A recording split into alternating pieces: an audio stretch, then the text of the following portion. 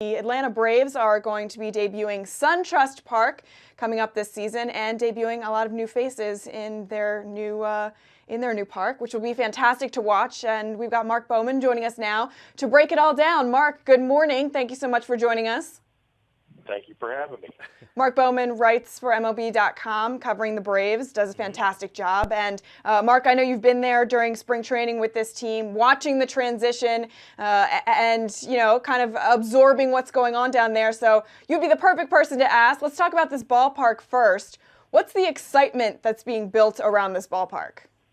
Well, there's obviously a lot of excitement, whether it's with the fans, the front office, the players. Everybody's looking forward to seeing the new home. It is going to be I think it's going to be a blueprint for future stadiums that are built around the league. And I understand we're getting to a point where it seems like every stadium's new, but I think what the league will really like and push is just the battery that it's around. That's the Battery Atlanta, the hotels, the restaurants.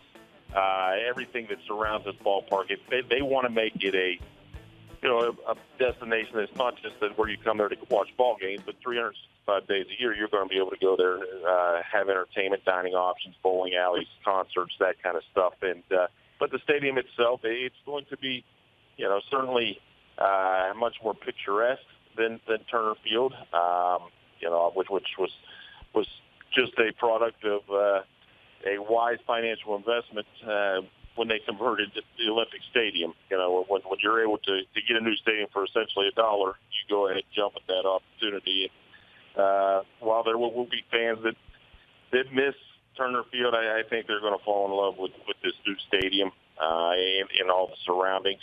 And yes, they will. They'll draw big numbers this year, but at the end of the day, we all know that winning is the only thing that brings fans back to the stadium. So this rebuild is going to have to move into its next phase pretty soon, just to keep people coming back out to this ballpark. Yeah, it's interesting. I'm seeing the video there, Mark.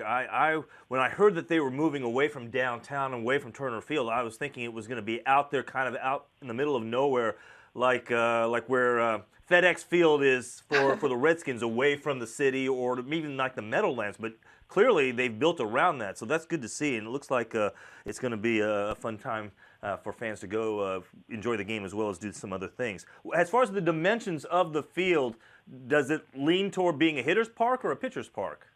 I think it's going to, I'll say a pitcher's park for now, just based on the dimensions.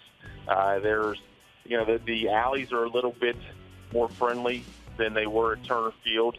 There is an elevated wall there in right center field that might frustrate Freddie Freeman from time to time. But the one element that I'm interested in seeing is we can look at the dimensions and everything. I want to see the wind patterns and see exactly how that ball carries, and we won't know until we see games played there for about a month. We'll see how the ball carries during the day and at night. The stadium points. It's one of 4 stadiums that points essentially to the southeast, southeast. So that's a little bit different. Great American Ballpark is another one. Now, I'm not going to just say wind patterns are the only thing to make that a bandbox, but at the same time, I'm interested to see exactly how that ball carries, based on time of day, and just the normal wind patterns that flow through that area.